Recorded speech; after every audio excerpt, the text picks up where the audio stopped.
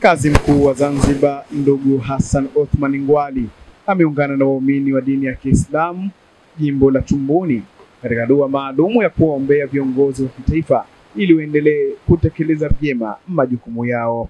Katika dua hiyo, kazi mkuu wa Zanzibar alitumia fursa hiyo kuwasihi waumini wa dini ya Kiislamu juu ya suala zima la kushikamana katika kutunza amani iliyopo. Mashirikiano ndio kitu cha mwanzo katika maisha ya mwanadamu. Na ndio maana Mwenyezi Mungu akasema wa'tasimu bihablillahi jami'an, kwamba tushirikiane, tushikamane. Ukizingatia sisi Waislamu ndio zaidi na zaidi, lakini hata walokuwa si Waislamu katika jamii lazima tuwe vipi? Tushirikiane na watu. Kama wewe binadamu peke yako huwezi kuishi ukafanya kila kitu wewe mwenyewe. Na si kila jambo lako wewe Muislamu linaweza kumalizwa na Muislamu mwenzako.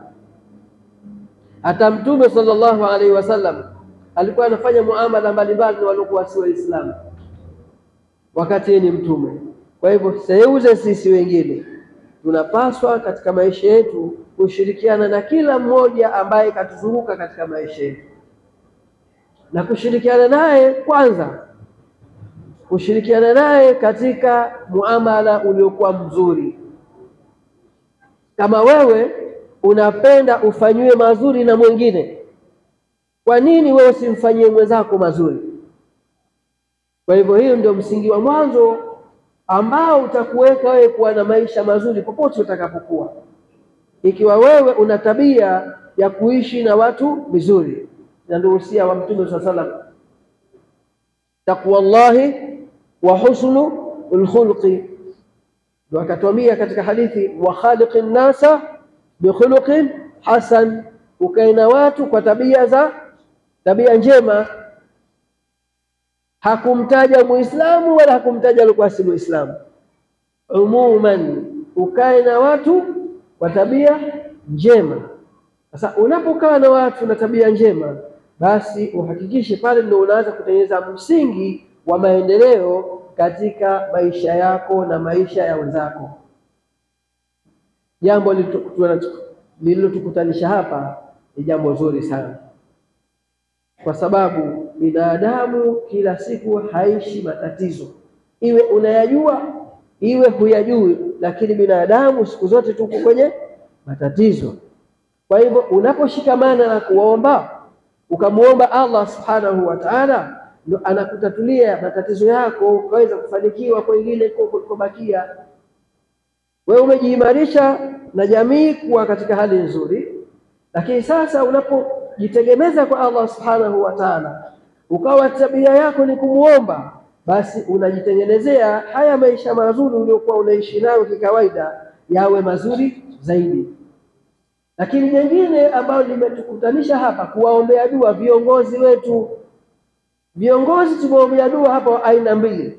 Tumeombea viongozi wetu wa kidini waliotangulia katika msikiti huu ambao waasisi wa msikiti, lakini tumeombea na viongozi wetu wa nchi ambao sasa hivi hapo katika madaraka. Kila mmoja ana nafasi yake.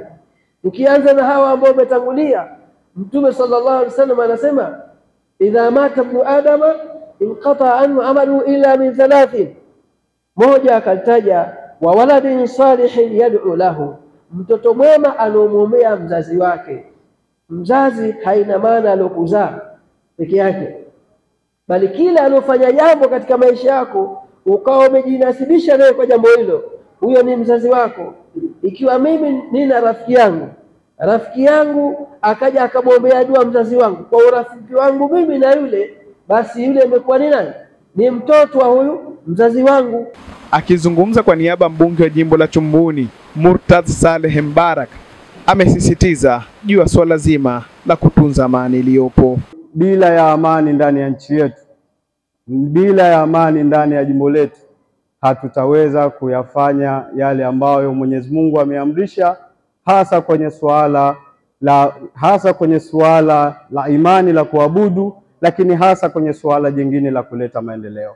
Kwa hiyo anawashukuru sana, lakini pia anasema yuko pamoja nanyi kwa sababu ya kikazi, lakini pia kwa sababu ya majukumu ambayo mmempa basi ameenda kutekeleza, lakini roho na nafsi bado ipo nanyi kwenye swala hili zima la kupeleka dua kwa Mwenyezi Mungu ili kuleta amani ndani ya jimbo letu.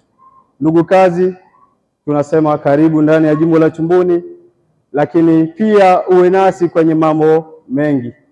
Tumeona viongozi wetu wanavyojitahidi kwenye kuleta maendeleo, lakini pia maendeleo yanaletwa tukiwa tuna amani, tuna upendo, tuna mshikamano, tuna umoja. Kwa hiyo tunu ambayo umetujalia Mwenyezi Mungu tuendelee kuwa nayo kwenye masuala mbalimbali. Nao baadhi ya waumini wa dini ya Kiislamu walikuwa na haya ya kuzungumza. Lakini ninachokisisitiza ni kwamba sisi kwa upande wetu jumuiya ya maimamu tunaunga mkono sana hizi harakati. Tunaunga mkono harakati na tunawaomba watu wa msikiti huu kama amelianza hili basi lisiwe mwisho. Lakini vile vile iwe misikiti mingine iwe ni kioo, isome kutoka msikiti Bamita na vile vile na mitaa mingine, na sisi tutajaribu kuhakikisha kwamba tunawakonvince watu kuhakikisha kwamba swala la dua ni swala muhimu. Nyuso zote hizi unazoziona mheshimiwa bwana kadhi, basi ni Waislamu ambao wana imani na wanajali na wanakubali uongozi. Wanajua ile hadithi inayosema laisa minna. Ahmed Abdullah, Zanlight TV, Zanzibar.